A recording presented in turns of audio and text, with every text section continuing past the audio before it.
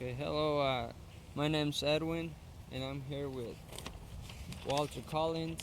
I'm here to interview him for the breeding. And so, here, tell me a little bit about yourself, Mr. Collins. Well, I'm 74 years old. I've been in the horse industry uh, close to 50 years. Um, I'm a retired state investigator for the New Mexico Racing Commission. I'm a former racing official, worked at all the tracks and what have you, and been in horses, like I said, 50 years. And why did you choose to be a horse breeder? Uh, Mainly, it's just economics. You know, you have a racehorse. And again, our specialty has been in the quarter horse racing. And you have a racehorse, you have a filly. She in turn was a very decent mare in terms of racing. Yes.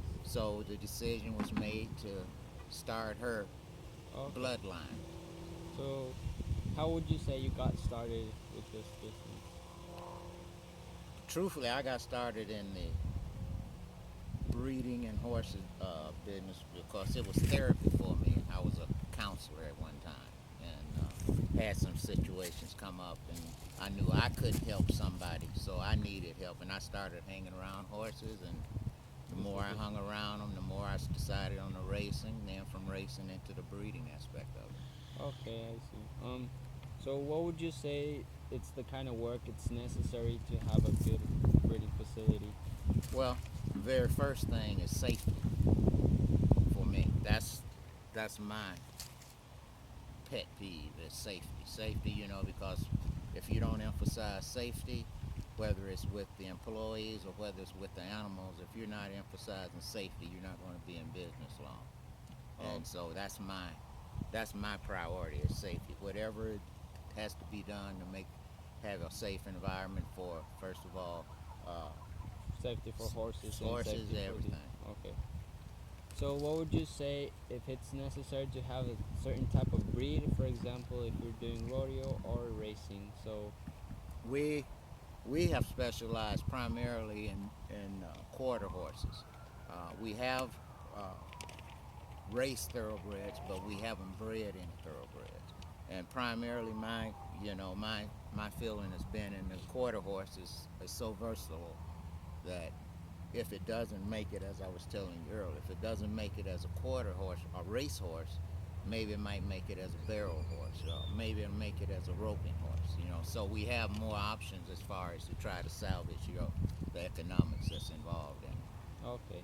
So what tools would be necessary to keep? I mean, like for example, what's a good idea to be doing while being here? What's the work necessary to do? Well, again, when you're in a breeding program and you have stalls and turnouts, uh, the for me is what people see. I like to emphasize, if anyone going to come here, uh, when they go by here, it's what they see. So I emphasize cleanliness. Try to keep it as clean as possible. Equipment that you need to keep your area clean. That's the main thing. Then the necessary tools and equipment that you need for training your horses as they get older. Okay. What would you say for those people who want to start breeding? What would you tell them to recommend? Well, I recommend that you be extremely aware of the economics that's involved because before a baby hit the ground, you have literally a year already in that baby. Okay. When you're breeding, then whatever discipline you're going to go, they have to get generally 2 years old before any field. So you have 3 years of expenses in a horse before that horse even attempt to recoup your money. Okay. So that be my You you, just gotta be aware of you got to what's be going. aware of the expenses before you even have a chance to recoup your money. Okay. You have 3 years from your breeding date till your 2 year old year. Okay, well, thank you very much, and I appreciate it. This Oh, concludes yeah. our interview. Thank Okay, you. you bet, bud.